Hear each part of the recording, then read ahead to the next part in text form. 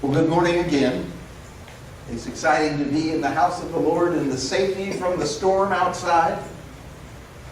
We're going to talk this morning about the story that is told about an event that happened in Jesus' life, that happened in the life of the disciples. And maybe you've had a similar experience when you have encountered the storms of life with or without the presence of the Holy Spirit around you. If you've looked at your bulletin, it's a very unique title for this morning's message. I thought that was a cartoon. The year was 1993. It was Wednesday. It was the early evening. It was a Bible study in Hickory Flat. That was the name of the church. We had new people present. Well, I have to be honest, we had one young mother of three who had never been to Hickory Flat before and came to the Bible study that night. And as I prepared them for the lesson at hand, I told them we were going to study the Gospel of Matthew. And particularly on that night, we were going to discuss and understand the story of Jesus walking on the water. With that, this new young mother of three goes, "Oh, I thought that was a storybook, comic book." She came to us naive. Went away enlightened in some way that the story about Jesus walking on water was from the Bible, not Marvel Comics. She was new to the community, new to our community of faith. And that's what Christ calls us to do, is to reach out and create a new covenant people. And she was part of that scheme, don't you think? Because here's the difference between bringing new covenant people and bringing covenant people. Several times I've been approached as a pastor with the faithful coming to me and saying, "I've almost got my friend, my neighbor, to come to our church." And I said, well, persistence is good. Cast the net a little wider. Well, they go to the Baptist church and I know I'm going to get them to come. In Luke 6:33 it says this, "If you do good to those who are good to you, what credit is that to you? Even sinners do that." We're called to cast the nets in the deep side of the boat, to reach out to new neighborhoods, to make new encounters. We're called to step out of our comfort zone to make a difference for the kingdom. That's why Jesus is looking for rocks of faith, not reeds of complacency. You know the story. I'm going to share it with you out of the Gospel of Matthew. It is the 14th chapter, the 22nd through the 32nd verses. Jesus walks on water. Immediately, Jesus you know what happened before this? He just fed the 5,000, didn't he? He just experienced time where his cousin had been killed by the government. He needed some time, some me time, some alone time. And then he was empowered to feed and comfort the people in the feeding of the 5,000. So that's what's happening just before this. Immediately, Jesus made the disciples get into the boat and go on ahead of him to the other side of the Sea of Galilee, the big lake, freshwater sea. While he dismissed the crowd, after dismissing them, he went up on the mountain side and by himself to pray. When evening came, he was there alone. But the boat was already a considerable distance from the land, buffeted by the waves because the wind was against it. During the fourth watch of the night, Jesus went out to them, walking on the lake. When the disciples saw him walking on the lake, they were terrified. "It's a ghost!" And they cried out in fear. But Jesus immediately said to them, "Take courage. It is I. Don't be afraid."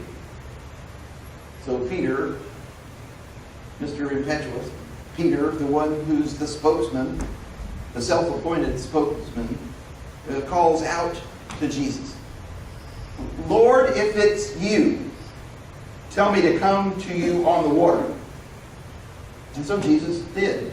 "Come." Then Peter got out of the boat, walked on the water, came towards Jesus. But when he saw the wind and the waves, he was afraid and began to sink and cried out, "Lord, save me!" And immediately Jesus reached out his hand and caught him. "Ye of little faith, why did you doubt?" And when they climbed into the boat, the wind died down. And those who were in the boat worshipped him, saying, "Truly you are the Son of God." An affirmation out of an experience, an understanding of what God does and who God is. The young mother in our Bible study class in Lula, Georgia, she freaked out when she understood that it was a story about Jesus. And Christ calls us to do things that require us to step out of our comfort zone, and sometimes that freaks us out. Before we moved to California, and the life before this life, in around 1985, we took a 4-week vacation. Those of you that know my family know that we don't vacation. But we took a 4-week vacation, and we flew out to California. And we started in San Diego, and we did everything you could do that California offered, all the way up to San Francisco. And then after we had done San Francisco and Santa Rosa, which is just above that on the other side of the Golden Gate Bridge, we came back across and went into Nevada to visit Candy's brother. The connection between California and Nevada was a connection they refer to as Donner's Pass. This Florida family, about to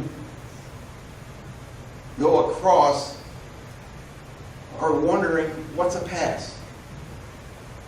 Well, if you don't know what a pass is, if you were born in Florida, raised in Florida, and all you have is flat and sand, a pass is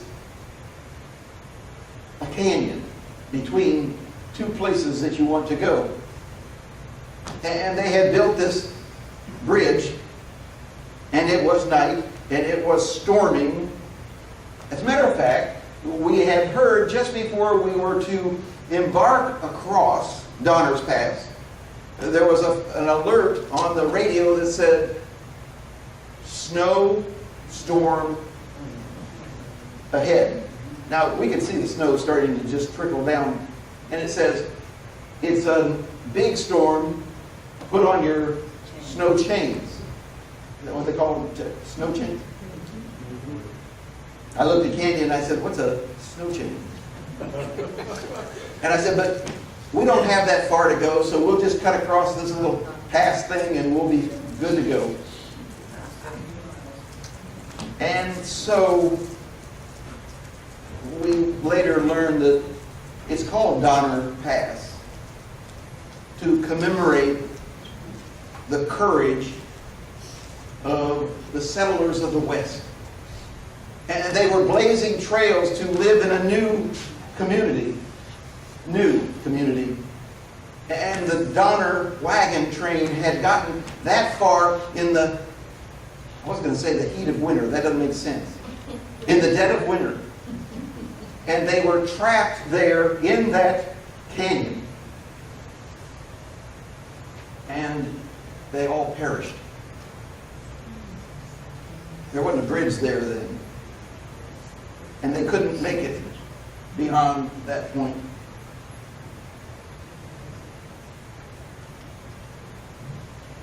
Our night to pass over Donner Pass was a night of a big storm with warnings about the storm.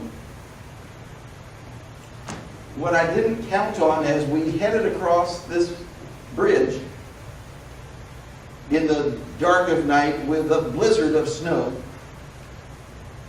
is that the truckers who know the area don't want you there.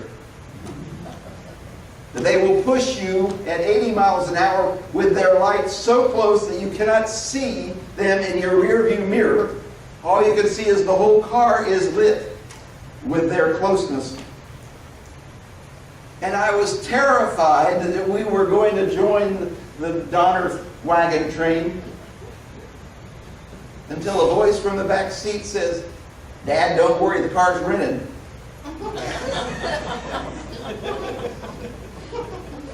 Can you imagine the fear that the disciples had as they were in the storm, in the boat, and then they see Jesus walking on water?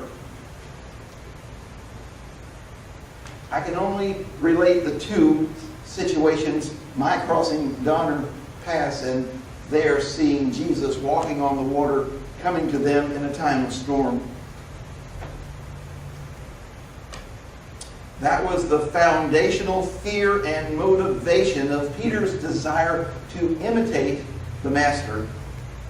He wanted to get out and walk on water as Jesus was doing.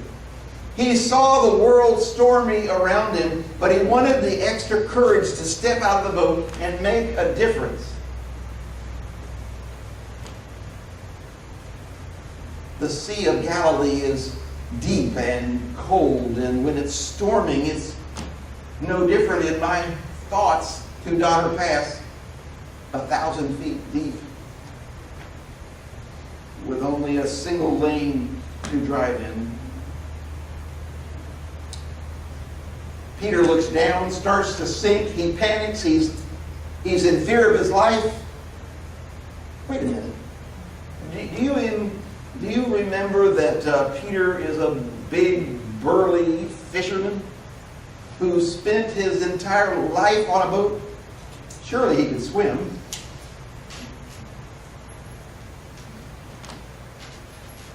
But fear changes us. Fear captivates us so that we can't speak, we can't move.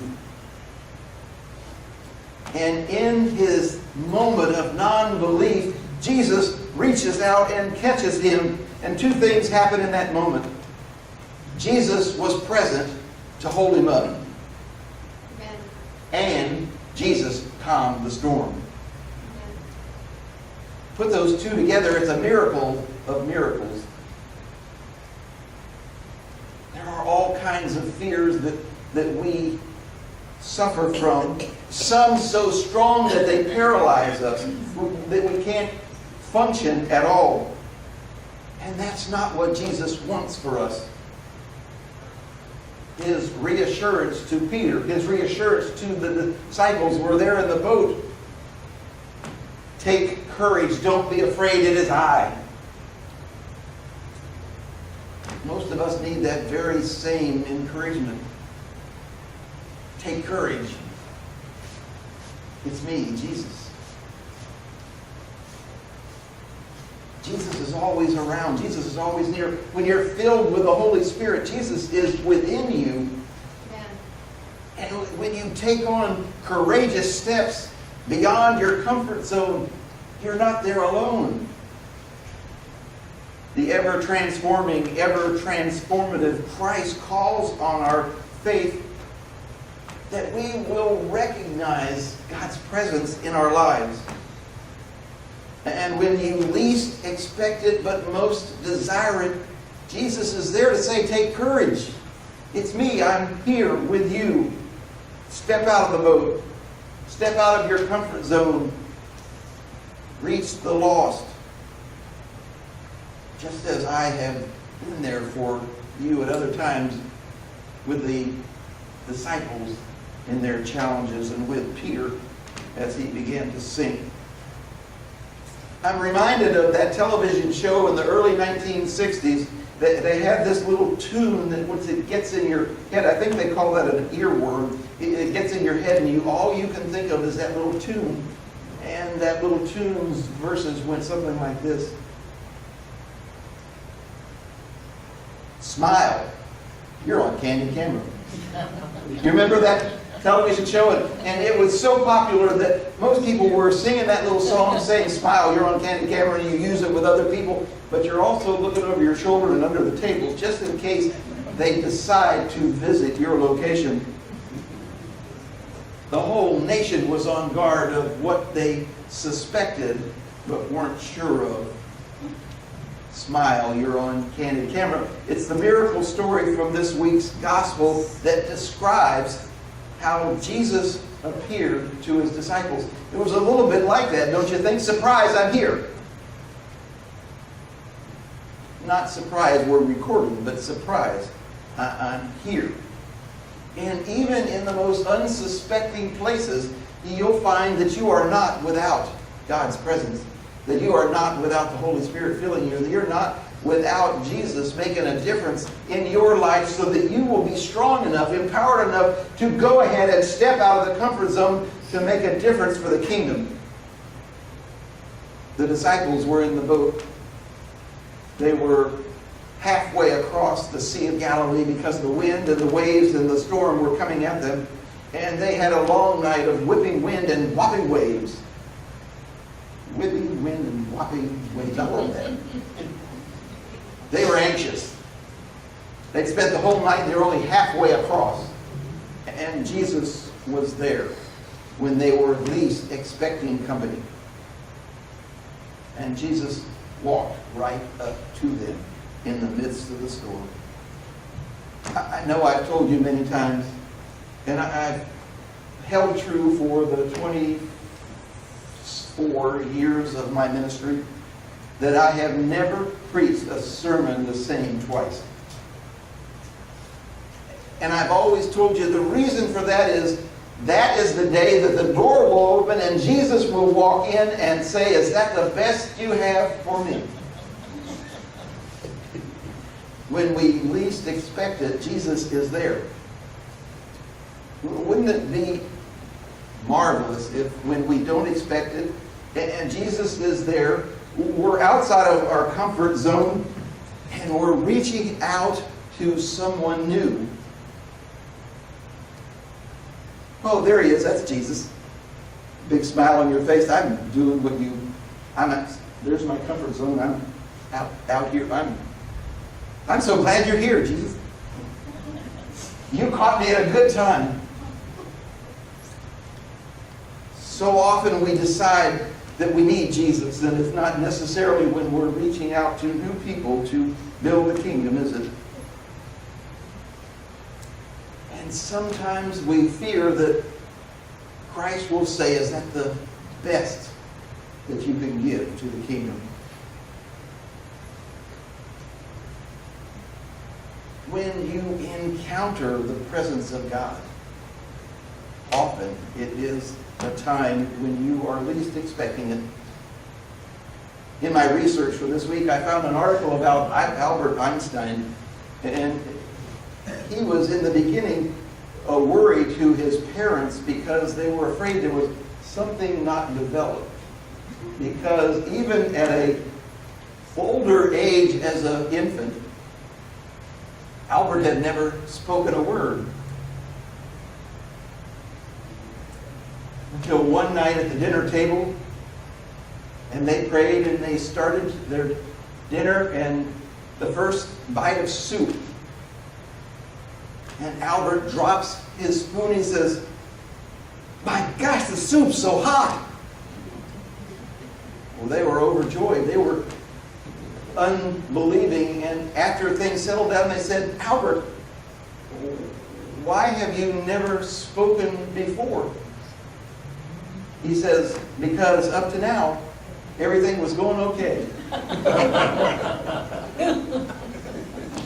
Why is it that Jesus appears when he does? Have you ever wondered why Jesus came when Jesus came? I had a flash. Remember our favorite movie, Jesus Christ Superstar, and the question is asked by or Godspell, maybe it was Godspell, where the reporters were asking Jesus, why now? Why not in a time when the multimedia spreads worldwide? Why does Jesus come when he comes?